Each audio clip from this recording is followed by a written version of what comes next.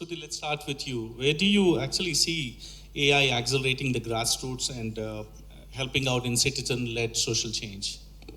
Thanks, Akshay. And I realized that was part of the question that I was supposed to say as part of my introduction as well. So I think, firstly, what we need to remember is that the citizen sector, human intervention is still a very critical piece of the citizen sector, right? I don't think we can do away with that.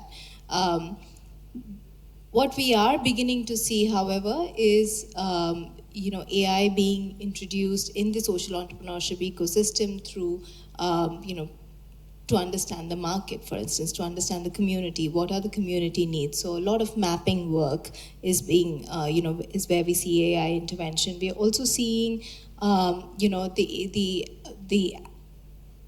the use of AI in accelerating the reach of the products and services that are being provided by social entrepreneurs to the community. So we are seeing a role that AI is playing there.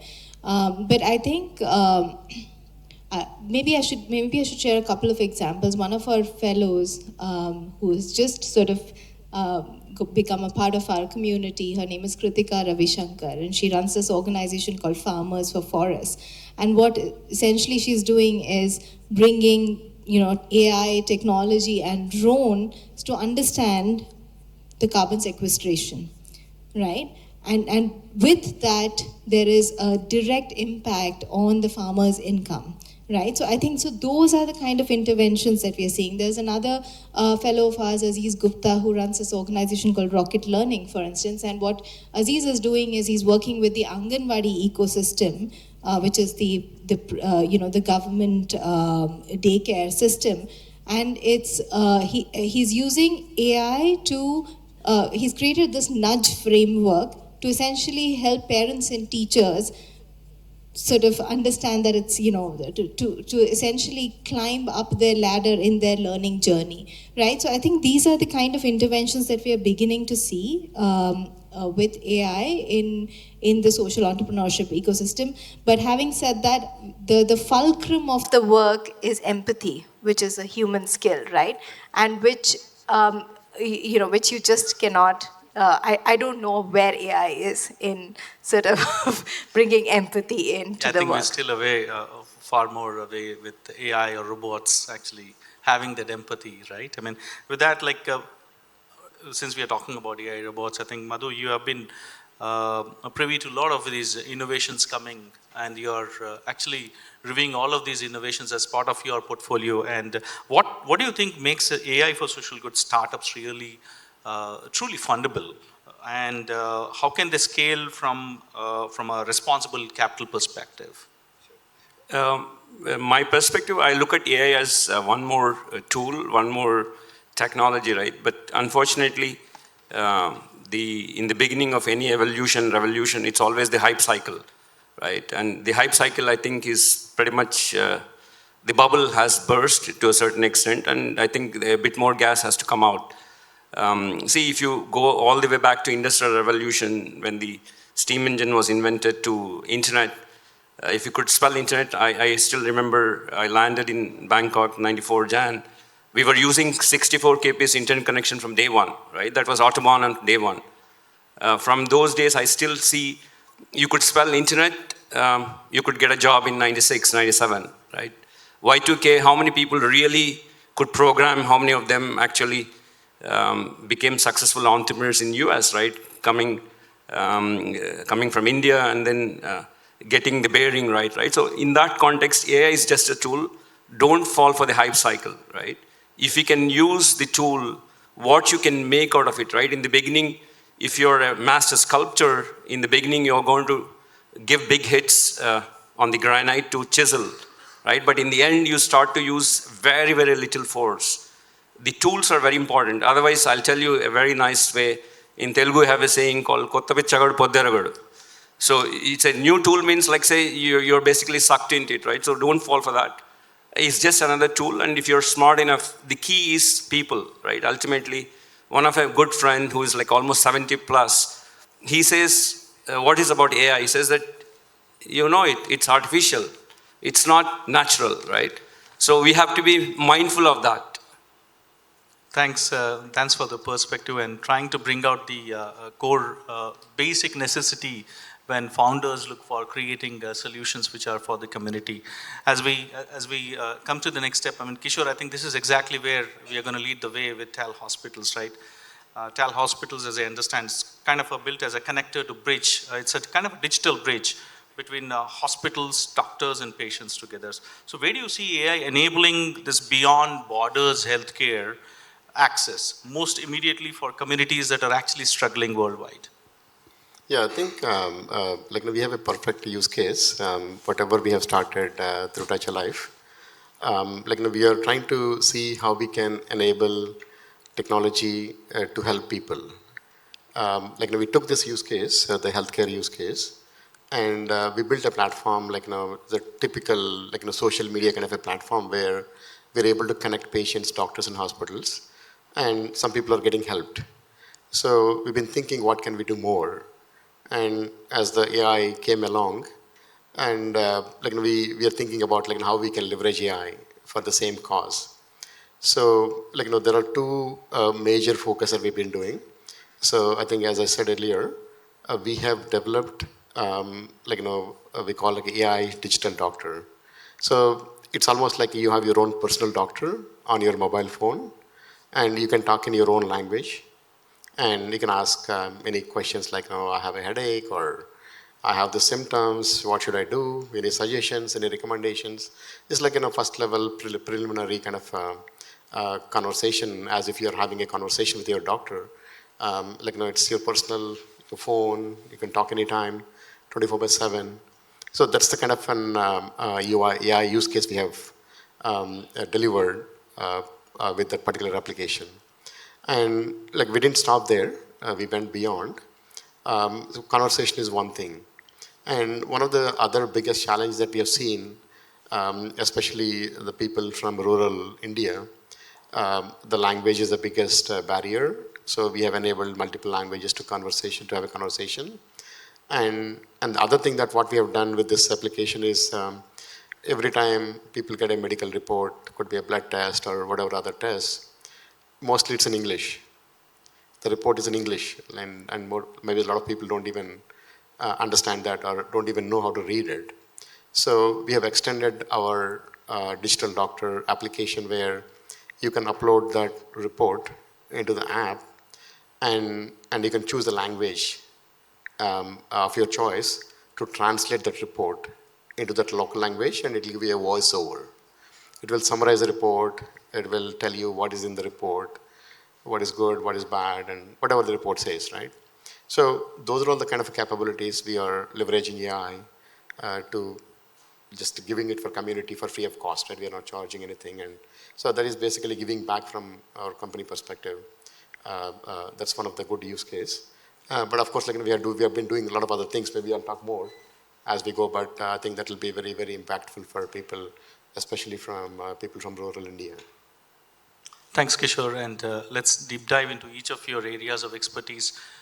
Shruti, you have started young as a social entrepreneur, and for many of you, if you have known her, she's a icon to reckon with in South Asia and for social entrepreneurship, and you are working very, very closely at grassroots levels, and you understand the challenges, and you've been into the thick and things of how things are unfolding for young people, youngsters out there who are deprived and are looking for help, and women as well.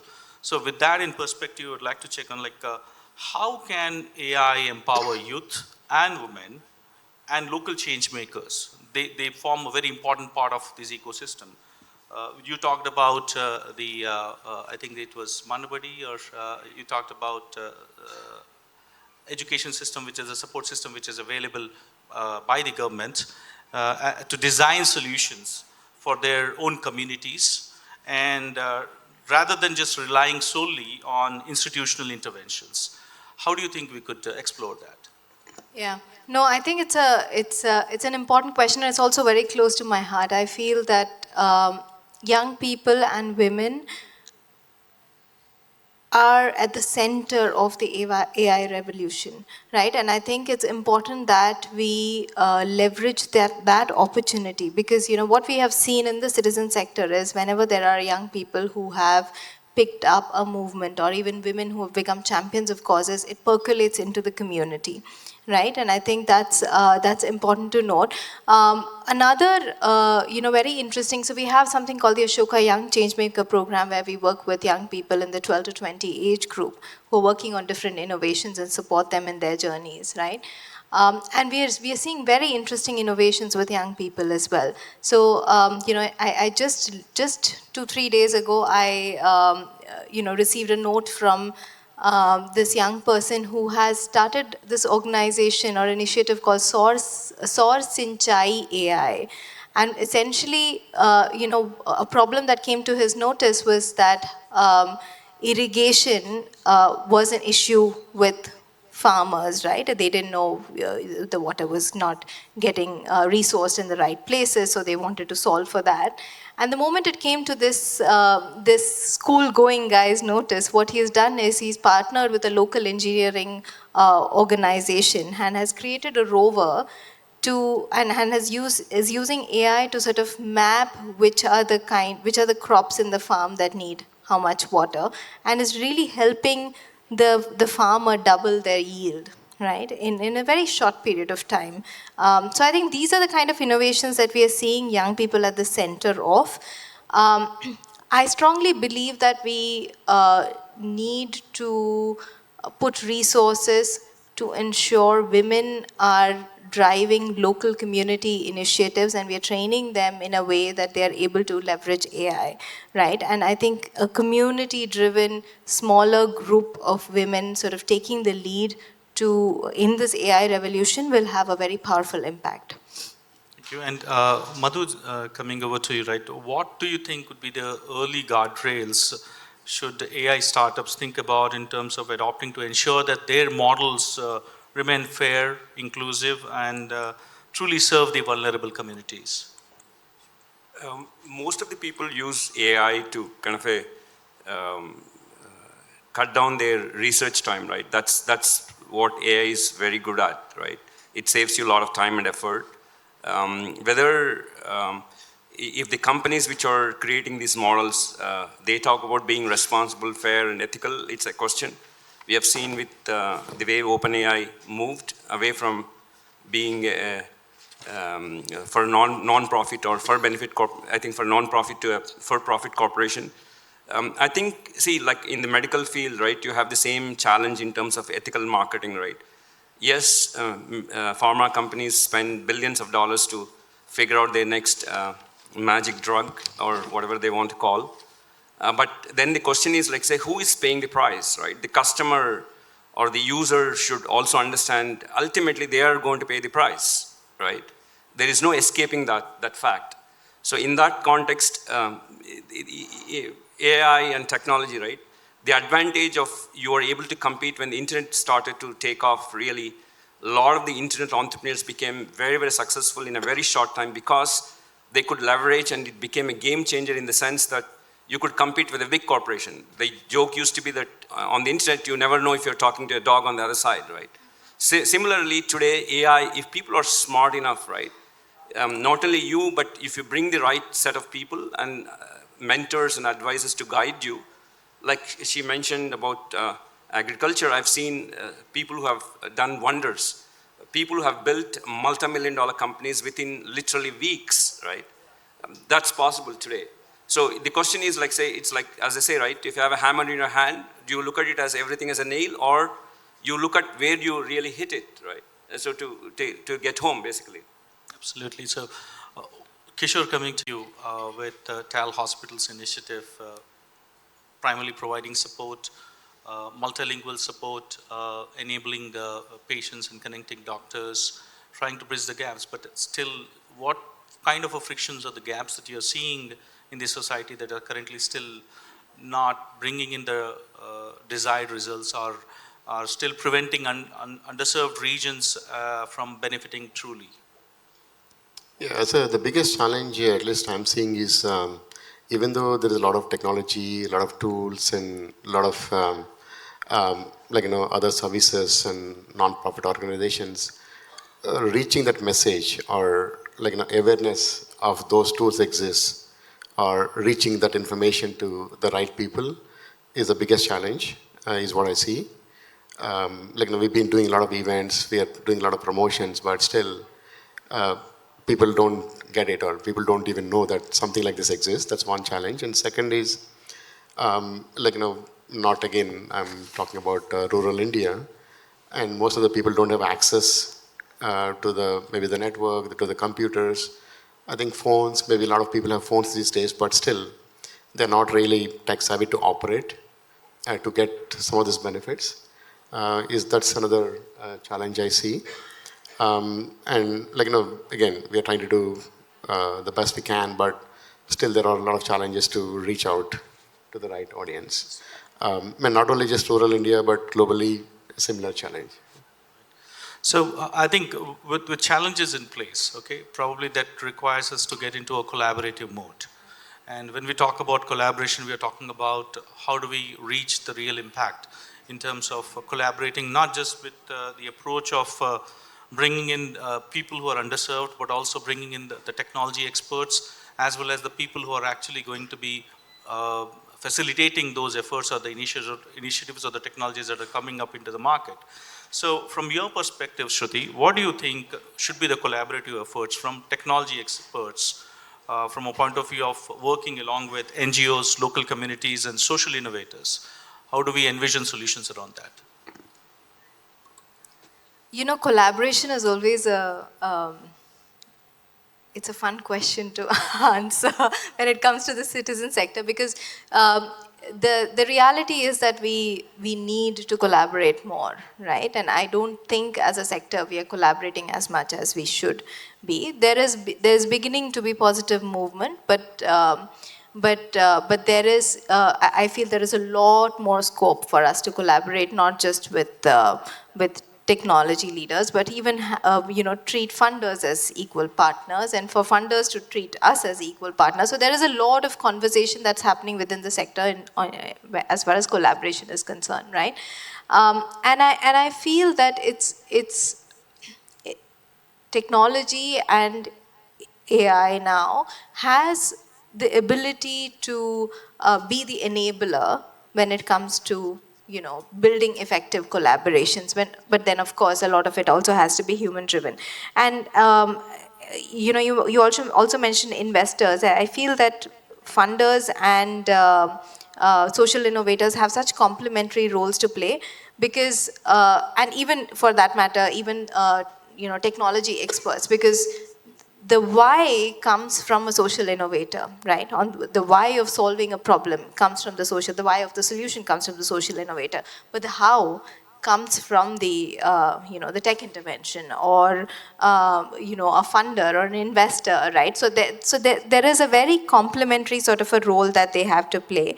And while there is community insights that a social innovator can bring, the scale can come from the other stakeholders. So there are these very complementary roles that each stakeholder can play. Another sort of word of caution that I feel that it's important for us all to keep in mind when we talk about AI for social good is that technology brings this idea of speed, the need for speed, right? And but it's important to remember that any shift in behavior or any change in society takes time, right? So we need patient capital. We need stakeholders who have the ability to stay in that game of change for a longer period of time, because change doesn't happen overnight, right? So I think those are the kind of things that we need to keep in mind even when we are designing those collaborations, right? So it's important to design for efficiency, and but it's also important to think about, particularly with AI. And I have a young daughter who uses AI, ChatGPT, quite a bit. And the session before, we spoke about ethics and transparency and all of that, right? It becomes so much more important when you're doing community level work to keep those things in mind when you're designing AI-driven solutions for the community. Yeah, so I think the true change can sort of happen with these collaborations, but they have to be very human-centered in their design. At every level when you're working on a solution. So that's my two cents on it. So, how do we transition that collaborative so the innovations that we are having coming in Madhu today? How do you think, what steps can investors, policymakers, startups take to ensure that AI for social good innovations are responsible as well as financially sustainable? Because being a financial sustainable business is very, very key. I think people have been talking about impact investments, and see, ultimately, right, every investment will have to make impact, right? Whether you talk about impact investment, sustainable investment, these are buzzwords, right? Ultimately, if you're an investor, you're there to make money, right? Let's be very upfront about it, right? Obviously, once you make the money, right, what you put that money to use is a different question, right? Some people are very like, to be a philanthropist, first you have to make money, right? Then, see, ultimately, right, people who are in that mindset or frame of mind of being a philanthropist, they've already crossed the journey of the purpose of life. They've already figured out, right? At the end, I call always, I've been coaching a lot of entrepreneurs, and I do have interactions with family offices. Basically, ultimately, right, there's something what I talk about is ultimate truth. The ultimate truth is no one is taking 1 cent with them. That's the ultimate truth. Rest of this stuff is all relative truths, right? So the question, if you're bringing stakeholders in terms of technology, ultimately, what is the purpose of the technology? What is the outcome you're expecting, right? And how does it impact the lives? How does it create value for them today and tomorrow as well, right? Because otherwise, many times people talk about what you call in today's world, instant gratification, right? Everything is, you want it instantly. Yes, there are a few things you can have instantly, but as they talk about patient pace, ultimately, there are certain things which takes time, and there are certain things which you cannot try to force, right? I will probably refer to a age-old tradition. One of the sages had the divine blessing where he could sow the seed, rice, in the morning, and then by afternoon you could harvest. It's a Puranas, I can give the story. But when he started that, everyone started to become jealous about him and saying that he has the power, and so they created the Maya cow, and then that's where the history talks about, right? So jealousy, or they said that's why they're called, the Arishad Vargas have been times immemorial. As long as man exists, you cannot remove those Arishad Vargas. The question is, like, say, if you're able to kind of bring all of those in balance, right? Ultimately, that's what I would say, balance is the key, right? And moderation is the key also, right? Just because you can doesn't mean you should. Absolutely. And Kishore, from your perspective, from a point of view of healthcare and community well-being, what would a truly effective healthcare plus technology plus community partnership look like in terms of delivering an accessible, inclusive, and high-quality care beyond borders? Yeah, I think, I mean, see, as I said, obviously from Touch a Life, we're enabling a lot of technology, including AI. One is the building the technology and enabling the capabilities. The second is promoting that kind of a service to reach the real audience or the real people who really need it. And I think to make that happen, we definitely need to work with the NGO organizations, the government organizations, and of course, the volunteers. Everybody has to be part of it, and everybody has to support it. Everybody has to promote it. I think we can reach the ultimate goal of helping as many people as possible. So yeah, building is just one part of it. What are the technology? Of course, we're talking about AI, that can make a big impact, but that doesn't mean that we are done. We have to really promote it. We have to take it to the people who are really beneficiaries. And even if we can save one life, we can help one person. I think that's a good satisfaction, the purpose of what are the effort that we are putting in. And luckily, what are the platform we've built? The platform is there, and we're also working with a lot of NGOs, within Hyderabad and of course outside of Hyderabad, to promote and to reach this message. And luckily, we're also closely working with the governments the government of Telangana and government of Karnataka to basically promote and adopt, and also within the NGO organizations. So government is also showing keen interest, and we're having a demos, and they promised us to promote this application to the people who are needed. So it's a combination of course, like, somebody has to build the technology, somebody has to promote it, somebody has to take it to the next level. So everybody has to support, volunteers, NGOs, the government organizations, and of course, like, the innovators and entrepreneurs has to build it. So everybody has to work together to take it to the next level. Sure, and then looking ahead, right, in terms of what could be the practical steps and initiatives that could actually create measurable in impact in the near future. Shruti, from your perspective, what do you think could be that one actionable step that can accelerate community-led development, leveraging human-centered AI adoption across underserved communities in next 1 year to 2 years? One thing. That's, that's always hard to do. But I think, can I do three? I feel that, Go ahead. I'll do a quick three because I feel that for us to, important priority for us is to be able to get everyone to leverage AI, right? And I think by everyone, I mean everyone, right? And how do you make that happen with perhaps three things: trust, inclusion, and governance, right? So with trust, how do we sort of develop mechanisms to have community own some of the adoption of AI? And Kishore touched upon the everybody there, right? So I think it's important to keep the everybody in mind. So how do you get, I don't know, so think about train the trainer networks, think about community owned labs, perhaps set that up to get community to take ownerships, right? Because that's the only way you can build trust in something as alien as AI coming in. To inclusion I think for a country as vast as ours, it's important to develop, and I think in the earlier session someone spoke about multi-language models, right? So how do you sort of develop models that are accessible for everyone? So have multilingual, invest in that. Think about different connectivity mediums as well, right? Because not everything can work online.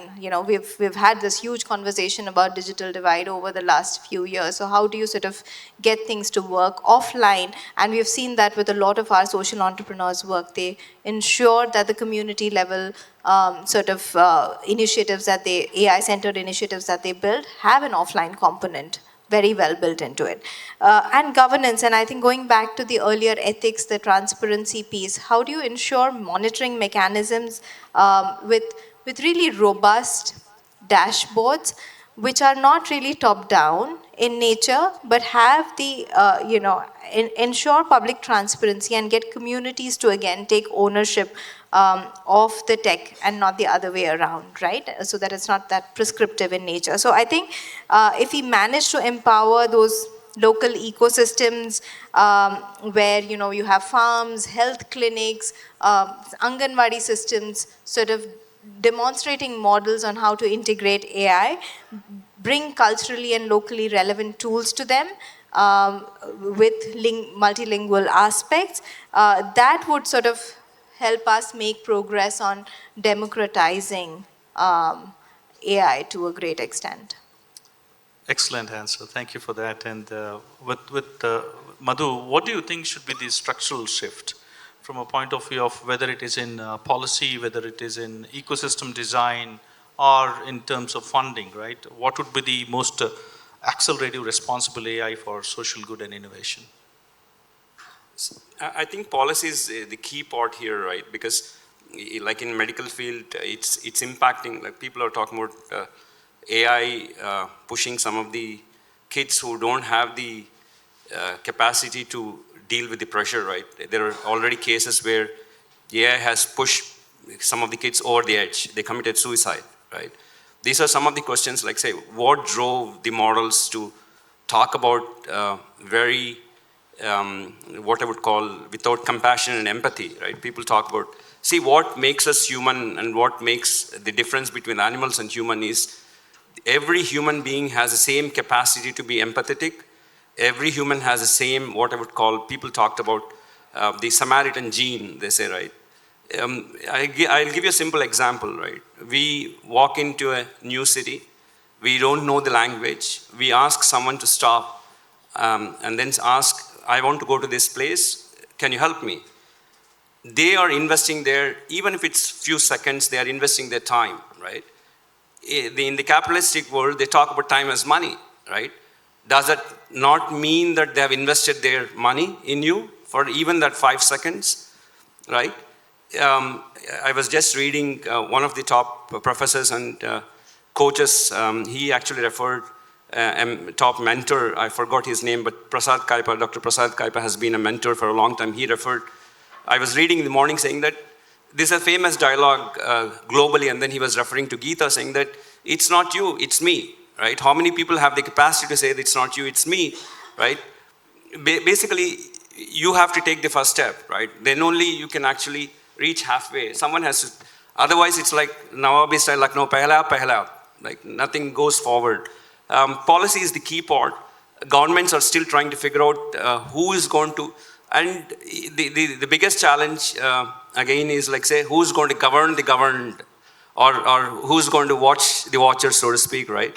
And there's always like cycles, I would call. I think we are in the cycle everywhere. Pardon my French, but I think being very bold and very aggressive seems to be the stance globally across all the governments across the world, right? Whether it's right or wrong, time will tell. It's important to be very assertive, right? There is a difference between being assertive and aggressive, right?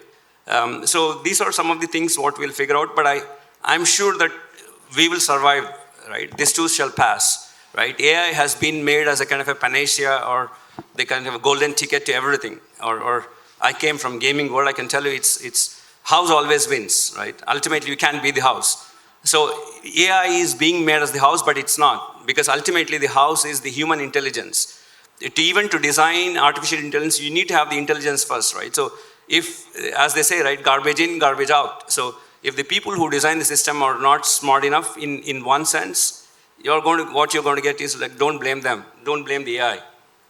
That's a very important perspective. I think this was also brought about earlier on one of the sessions where AI is not going to take away anybody's jobs. It's humans who are going to manage the AI. That is where we are. And it's not going to take jobs, I can tell you that.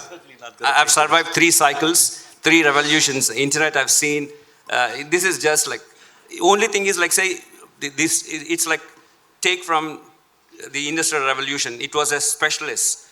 And then it became generalist. And today generalist specialist, and today specialist generalist. The roles or multiple hats are changed, but I don't think it will take jobs. I can bet on some money if someone wants to take a bet. Yeah, there you go. And so with Kishore, when coming over to you, right, what do you think would be one impact initiative from a point of view of improving the last mile for emergency response, healthcare access, and public health outreach? Yeah, so I think, so there are multiple areas, but I mean, based on what I learned recently, the government of India has initiated a countrywide AI mission where they're enabling the compute for people who wants to build AI-based applications. They are releasing models for public, and they're also enabling data for building whatever testing development purposes. They're also funding AI projects. They've been training and they're supporting building applications. They're basically creating an AI infrastructure like what they have done for Aadhaar and UPI. So there's plenty of opportunities for people to build community solutions for a bigger good. And coming to us, I mean, obviously, from myself, I'm focusing heavily on the healthcare. I mean, we have released, the digital doctor, where people can start using it today. It's completely available for free for everybody, and people can use it. But beyond that, obviously, we have certain capabilities. We will continue to invest, continue to improve, and continue to enable the digital doctor kind of applications for public for free. Just to add to that, it's not just app that we built. We have also built a web-based application, mobile-based application for people to become members and ask for any help, healthcare-related help. We will try our best to find a doctor or hospital who can help them. So I see that healthcare is the biggest impacting area. There are other areas, of course, education and agricultural, farming side of things. There's a lot of innovation is happening. But from my perspective, I'm focusing on healthcare, and I see a huge impact, coming in the next 5 to 10 years. Thanks, Kishore, and I think we are almost through with the time over here. So one last question for the same question for each one of you, right? What would be one AI social breakthrough that you're envisioning or that you would look forward to in next 5 years? Mental wellness. So that's a very important thing. How about you, Shruti? That was very, very, very short. I can't beat that. But no, I think we at Veda Shoka are constantly thinking of how do we get everyone to solve problems. And we call this our everyone a change maker vision. So I think if we can get AI to support anybody who empathizes with a problem and support them with developing a solution, I think that would be my breakthrough, because then we'll hopefully get to a point where solutions outrun the problems. Okay, good. Kishore? Yeah, I think the breakthrough is if AI can help diagnosis, like the first level diagnosis. It's not only about just talking and giving information. If it can go beyond that, for example, if you take a picture of something like in a wound or some skin, whatever picture, and if it can give you a diagnosis, that will be a big breakthrough. But of course, that's sort of first level is happening, but it can go beyond that, and diagnosis more is what I would like to happen in the next five years, I would say. Great perspectives. I think, thank you very much. I think we have some insightful inputs for us to look for in next few years that could actually make a big impact for social and society. Thank you very much. Thank Thank you. you. Ajay. Thank you.